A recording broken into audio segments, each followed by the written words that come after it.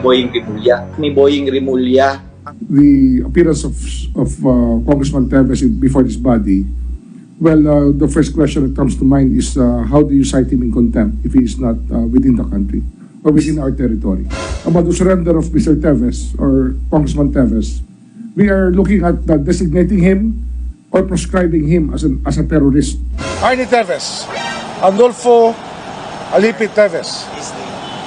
Pas naman. Yun nga, kumbaga sa sine, siya yung director tsaka casting director. Hindi lang to sine kasi totoo na nangyari to eh. While Congressman Teves is the executive producer of everything. I will not hear anything from RD Teves because he's not here. Nothing against Sen Bato, kaibigan ko naman, kilala ko naman yan, kaibigan ko yan. Akin lang, katulad kahapon, puro hearsay, pero binibigyan nila ng weight. In fact, nasaktan ako ng konti dahil galing sa hearsay, may side comments tungkol sa akin. Katulad nung isa na sabi sa kanya yung lupa, ang dali lang sana nun, if I was the chairman, sabihin ko, oh, pakita mo yung titulo ng lupa mo. Di tapos na, di ba? Hindi na tayo tatagal sa hearsay. Meron pa silang pinakinggan na resource person na drug addict pala. Umami na drug addict. So, anong kredibilidad ng resource person na yon? Another one. They're painting a picture which is, ay nasaktan ako dahil mahal na mahal ko yung Negros Oriental. They're painting a picture yung Negros Oriental, lawless, lahat kinakatakutan kami. Nakita naman ng mga senador yun nung nagkampanya sila noong 2019. What will show me a sign of fairness? Ang dami nilang pinapareview na kaso na ang tagal na, di ba? Tanong ko ngayon, bakit hindi ni-review yung kaso sa anak ni Boying Remulla? Na sandaling-sandali lang, wala man lang mugshot, news blackout pa, sabay biglang napawalang sala. So, hindi ko nakikita yung fairness doon. That's unfair to the Filipino people. Para lang sa akin, ha? Sabay sa akin ngayon, guilty na ako sa public eye because of trial by publicity. So, katulad kahapon sa Senate hearing, no? Di ba?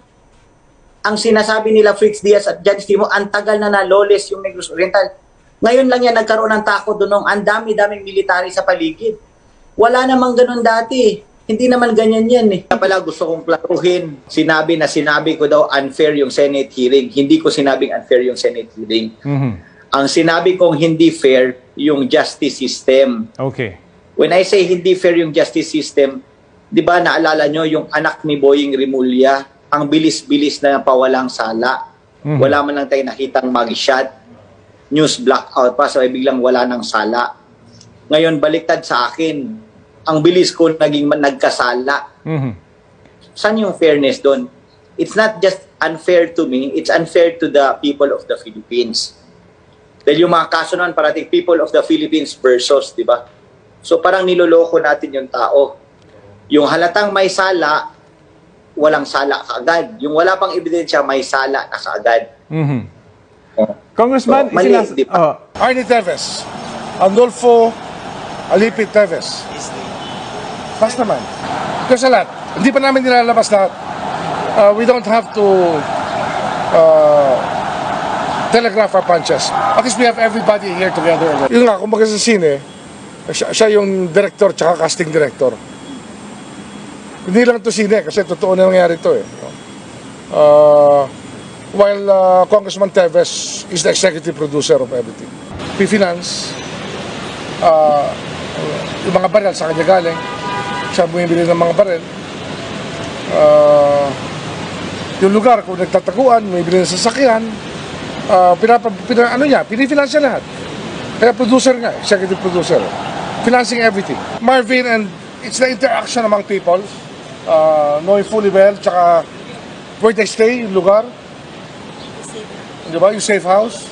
All are covered under the anti-terror law. The recruitment, the financing, the purchase of firearms, the distribution of firearms, everything that transpired is actually has the hallmarks of terrorism in it, Mr. Chairman.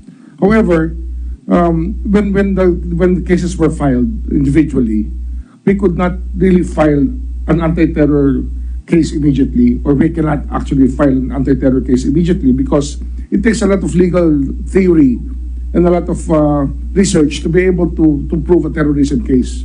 And we are afraid right now that if we immediately file a terrorism case based on the crimes that transpired, it may prejudice other convictions that can be secured easily with the same punishment for murder, for multiple murder, Mr. Chairman. However, as a solution to the impasse here about the surrender of Mr. Teves or Congressman Teves, we are looking at designating him or proscribing him as a terrorist, to have him proscribed by the Court of Appeals or designated by the Anti-Terror Council because of the acts that happened. Because the other persons are in custody already, there's no more need. But as far as Mr. Teves is concerned, Congressman Teves, we may need for him to be designated and proscribed, Mr. Chairman.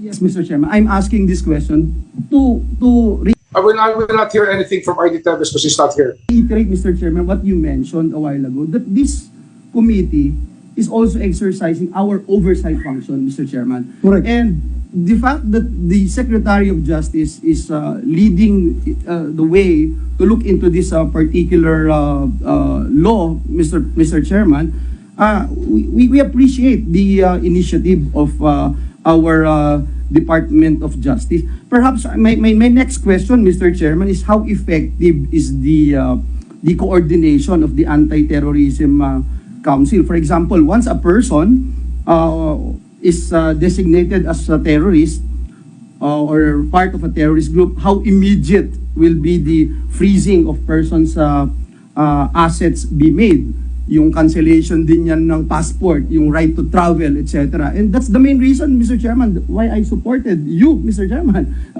in this particular law that we passed in this Congress. Thank you, Mr. Chair. Yeah, can you respond, Secretary Remulla, then Secretary Abalos later? Yes, sir, go ahead. Yes, Mr. Chairman, that is really the intent, is really to look into all of these acts that transpired and the prescription and the designation to be our goal further down the road. Because if the person will not surrender, then we will have to make the world smaller for him. And that is really the purpose of the anti-terror law, is that the whole world will actually not tolerate any act of terrorism. That's why when we were reading through the law, we found it to be the most applicable in this case for a person who has not surrendered, Mr. Chairman. And I think we're on the way there already. Thank you, Mr. Chairman. And that means we are testing now the law that we passed, Mr. Chairman. Thank you, Mr. Chairman.